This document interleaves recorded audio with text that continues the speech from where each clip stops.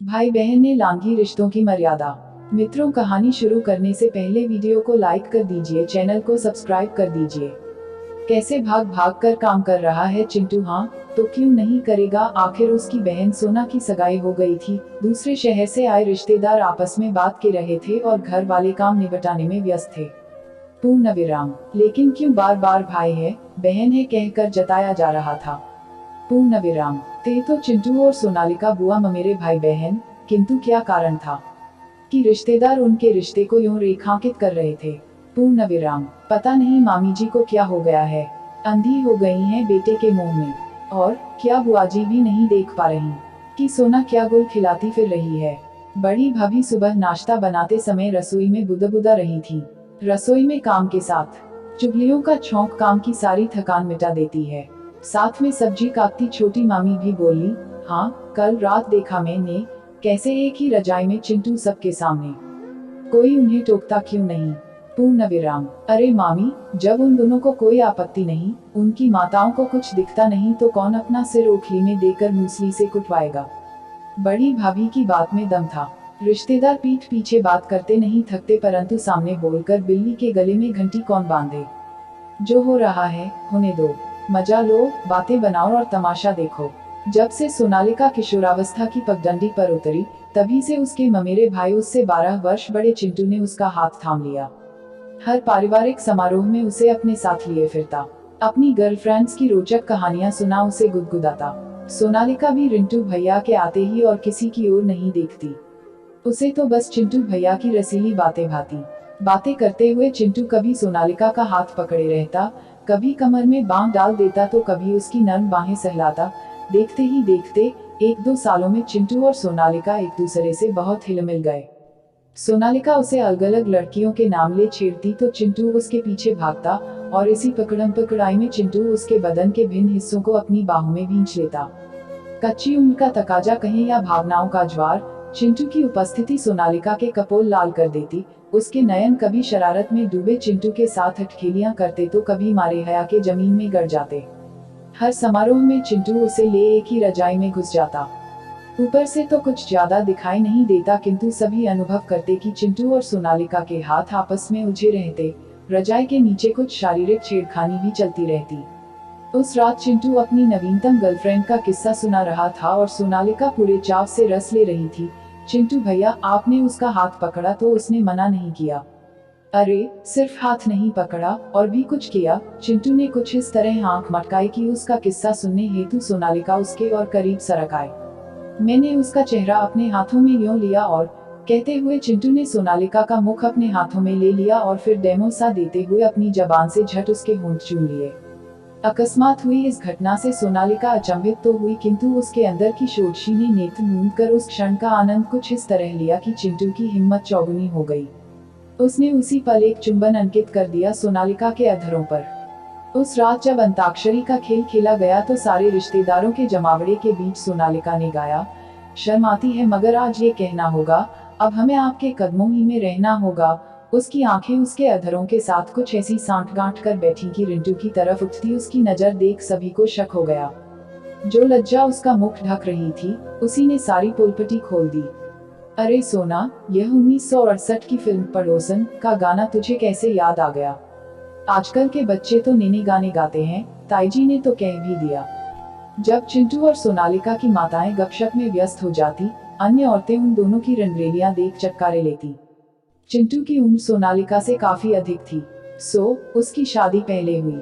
चिंटू की शादी में सोनालिका ने खूब धूम मचाए रखी, किंतु जहां अन्य सभी भाई बहन भाभी भाभी कह नईनवेली दुल्हन रत्ना को घेरे रहते, वहीं सोनालिका केवल चिंटू के आसपास नजर आती। सब रिश्तेदार भी हैरान थे कि यह कैसा रिश्ता था। दोनों के समक्ष क्या अपनी शारीरिक इच्छा व इश्कबाज स्वभाव के चलते दोनों अपना रिश्ता भी भुला बैठे थे। सामाजिक मर्यादा को ताक पर रख दोनों बिना किसी झिझक वो करते जो चाहते, वहां करते जहां चाहते। उन्हें किसी की दृष्टि नहीं चुभती थी, उन्हें किसी का भय नहीं था। चिंटू की शादी के बाद भी हर पारिवारिक गोष्ठी में सोनालिका ही उसके निकट बनी रहती। एक बार चिंटू की पत्नी रत्ना ने सोनालिका और चिंटू को हाथों में हाथ लिए बैठे देखा। उसे शंका इस कारण हुई कि उसे कक्ष में प्रवेश करते देख चिंटू ने अपना हाथ वापस खींच लिया। बाद में पूछने पर चिंटू ने जोर देकर उत्तर दिया, कम ऑन यार, मेरी बहन है यह। उस बात को करीब 4 वर्ष के अंतराल के बाद आज रत्ना लगभग भुला चुकी थी। अगले दिन सोनालिका की सगाई थी। लड़का माता पिता ने ढूंढा था। शादी से जुड़े उसके सुनहरे स्वप्न सिर्फ प्यार मोहब्बत तक सिमटे थे। इसका अधिकतम श्रेय रिंटू को जाता था। सालों से सोनालिका को एक प्रेमावेशपूर्ण छवि दिखा। प्रेमालाप के किस्से सुनाकर उसने सोना के मानसिक तल पर बेहद रूमानी कल्पनाओं के जो चित्र उकेरे थे, उनके परे देखना उसके लिए काफी कठिन था। सगाई हुई और शादी भी हो गई, मगर अपने ससुराल पहुंचकर सोनालिका ने अपने पति का स्वभाव काफी शुष्क पाया। ऐसा नहीं कि उसने अपने पति के साथ समायोजन की चेष्टा नहीं की। साल भर में बिटिया भी गोद में आ गई, किंतु उनके रूखे व्यवहार के आगे सोनालिका भी मुरझाने लगी। 1.5 साल बाद जब छोटी बहन की शादी में वो मायके आई तो चिंटू से मिलकर एक बार फिर खिल उठी थी। शादी में आई सारी औरतें सोनालिका और चिंटू को एक बार फिर समीप देख अचंभित थी। अब तो शादी भी हो गई, बच्ची भी हो गई, तब भी हद है भाई सोना की। बड़ी भाभी बुदा रही थी कि रत्ना रसोई में आ गई। क्या हुआ भाभी? रत्ना के पूछने पर बड़ी भाभी ने मौके का फायदा उठा सरलता और बेबाकी से कह डाला, कहना तो काफी दिनों से चाहती थी रत्ना, पर आज बात उठी है तो बताए देती हूँ, जरा ध्यान रखना चिंटू का। यह सोना है न, शुरू से ही चिंटू के पीछे लगी रहती है। अब कहने को तो भाई बहन है, पर क्या चलता है दोनों के बीच, यह किसी से छिपा नहीं है। तुम चिंटू की पत्नी हो, इसलिए तुम्हारा कर्तव्य है अपनी गृहस्थी की रक्षा करना, सो बता रही हूँ। बड़ी भाभी की बात सुन रत्ना का चिंतित होना स्वाभाविक था। माथे पर उभर आई पसीने की बूंदों को पोंछती वह बाहर आई तो सोनालिका और चिंटू के स्वर सुन वो किवाड़ की ओट में होली। कैसी चुप सी हो गई है सोना, क्या बात है? मेरी सोना तो हमेशा हंसती खेलती रहती थी, चिंटू कह रहा था और साथ ही सोनालिका के केशों में अपनी उंगलियां फिराता जा रहा था। चिंटू, आप जैसा कोई मिल जाता तो बात ही क्या थी। क्या यार, हम भाई बहन क्यों हैं? क्या कुछ भी नहीं हो सकता? कहते हुए सोनालिका चिंटू की छाती से लगी खड़ी थी कि रत्ना कमरे में प्रविष्ट हो गई। दोनों हतप्रभ हो गए और जल्दी स्वयं को व्यवस्थित करने लगे। भाभी आओ ना, मैं चिंटू भैया से कह रही थी कि इतना सुहावना मौसम हो रहा है और ये है कि कमरे में घुसे हुए हैं।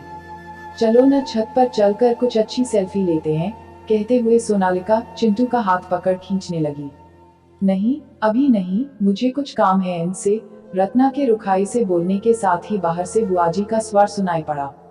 सोना, जल्दी आ, देख जमाई राजा आए हैं। सोनालिका चुपचाप बाहर चली गई। उस शाम रत्ना और चिंटू का बहुत झगड़ा हुआ। बड़ी भाभी ने भले ही सारा ठीकरा सोनालिका के सिर फोड़ा था, पर रत्ना की दृष्टि में उसका अपना पति भी उतना ही जिम्मेदार था, शायद कुछ अधिक, क्योंकि वह सोनालिका से कई वर्ष बड़ा था। आज चिंटू का कोई भी बहाना रत्ना के गले नहीं उतर रहा था।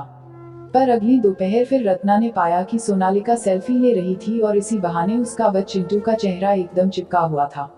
ये कार्यकलाप भी सभी के बीच हो रहा था। सभी की आंखों में एक मखौल था, लेकिन होंठों पर चुप्पी। रत्ना के अंदर कुछ चटक गया। चिंटू की ओर उसकी वेदना भरी दृष्टि भी जब बेकार हो गई, तब वह अपने कमरे में आकर निढाल हो बिस्तर पर लेट गई। पसीने से उसका पूरा बदन भीग चुका था। आंख मूंद कर कुछ क्षण यूं ही पड़ी रही, फिर अचानक ही उठकर चिंटू की अलमारी में कुछ टटोलने लगी, और ऐसे अचानक ही उसके हाथ एक गुलाबी लिफाफा लग गया। जैसे इसे ही ढूंढ रही थी, वह फौरन खोलकर पढ़ने लगी। चिंटू जी, कम से कम यहाँ तो आपको भैया कहने से मुक्ति मिली। मैं कैसे समझाऊं अपने मन को, यह है कि बार बार आपकी ओर लपकता है। क्या करूं, भावनाएं हैं कि मेरी सुनती नहीं, और रिश्ता ऐसा है कि इन भावनाओं को अनैतिकता की श्रेणी में रख दिया है। यह कहाँ फंस गई मैं? जब से आपसे लौ लगी है, अन्य कहीं रोशनी दिखती ही नहीं। आपने तो पहले ही शादी कर ली और अब मेरी होने जा रही है। कैसे स्वीकार पाऊंगी मैं किसी और को? कहीं अंतरंग पलों में आपका नाम मुख से निकल गया तो सोचकर ही कांप उठती हूँ। कुछ तो उपाय करो, हर पल आपके प्रेम में सराबोर, बस आपकी सोना। रत्ना के हाथ कांप गए, प्रेम पत्र हाथों से छूट गया। उसका सिर घूमने लगा। भाई बहन में ऐसा रिश्ता, सोच कर रत्ना थक चुकी थी। लग रहा था उसका दिमाग फट जाएगा। हालांकि कमरे में सन्नाटा बिखरा था, पर रत्ना के भीतर आंसुओं ने शोर मचाया हुआ था। इस मनमस्तिष्क की ऊहापोह में उसने एक निर्णय ले लिया। वह उसी समय अपना सामान बांध मायके लौट गई। सारे घर में हलचल मच गई। सभी रिश्तेदार गुपचुप सोनालिका को इसका दोषी ठहरा रहे थे। लेकिन सोनालिका प्रसन्न थी। उसकी राह का एक रोड़ा स्वयं ही हट गया था। इसी बीच शादी में शामिल होने पहुंचे सोनालिका के पति के कानों में भी सारी बातें पड़ गईं। ऐसी बातें कहाँ छिपती हैं भला। जब उन्होंने अपनी पत्नी सोनालिका से बात साफ करनी चाहिए तो उसने उल्टा उन्हें ही 4 बातें सुना दी। आपकी मुझे कुछ भी बोलने की हैसियत नहीं है। पहले चिंटू भैया जैसा बनकर दिखाए, फिर उन पर उंगली उठाएगा। भन्नाती हुई सोनालिका कमरे से बाहर निकल गई। हैरान परेशान से उसके पति भी बरामदे में जा रहे थे कि रत्ना के हाथों से उड़ा सोनालिका चिंटू का प्रेम पत्र उनके कदमों में आ गया। मानो सोनालिका की सारी परतें उनके समक्ष खुलकर रह गईं। उन्हें गहरी ठेस लगी। गृहस्थी की वह गाड़ी आगे कैसे चले जिसमें पहले से ही पंचर हो। दिल कसमसा उठा, मन उचाट हो गया। किसी को पता भी नहीं चला कि वे कब घर छोड़कर लौट चुके थे। एक अवैध रिश्ते के कारण आज 2 घर उजड़ चुके थे। रिश्तेदारों द्वारा बात उठाने पर चिंटू ऐसी किसी भी बात से साफ मुकर गया। कैसी बात कर रहे हैं आप लोग? शर्म नहीं आती? सोना मेरी बहन है। लेकिन प्रेम पत्र हाथ लगने से सारी रिश्तेदारी में सोनालिका का नाम बदनाम हो चुका था। इसका भी उत्तर था चिंटू के पास। सोना छोटी थी, उसका मन बहक गया होगा। उसे समझाए, अब वह एक बच्ची की माँ है, यह सब उसे शोभा नहीं देता। पुरुष प्रधान समाज में एक आदमी ने जो कह दिया, रिश्ते नातेदार उसी को मान लेते हैं। गलती केवल औरत की निकाली जाती है। प्यार किया तो क्यों किया? उसकी हिम्मत कैसे हुई कोई कदम उठाने की? और फिर यहाँ तो रिश्ता भी ऐसा है कि हर तरफ थू-थू होने लगी। सोनालिका एक कमरे में बंद, अपना चेहरा हाथों से ढांपे, सिर घुटनों में टिकाए जाने कब तक बैठी रही। रात कैसे बीती पता नहीं। सुबह जब महरी साफ सफाई करने गई तो देखा सोनालिका का कोई सामान घर में नहीं था। वह रात को 2 अटैचियों में सारा सामान, जेवर, पैसे लेकर चली गई थी। महीनों तक पता नहीं चला कि चिंटू और सोनालिका कहाँ हैं। दोनों घरों ने कोई पुलिस रिपोर्ट नहीं कराई क्योंकि दोनों घर जानते थे कि सच्चाई क्या है। फिर उड़ती उड़ती खबर आई कि मनाली के रिजॉर्ट में दोनों ने नौकरी कर ली है और साथ साथ रह रहे हैं, पति पत्नी की तरह या वैसे ही, कौन जानता है। मित्रों, हमारी कहानी अच्छी लगी तो वीडियो को लाइक करना, चैनल को सब्सक्राइब कर देना। मिलेंगे निगरानी में, तब तक जय हिंद जय भारत।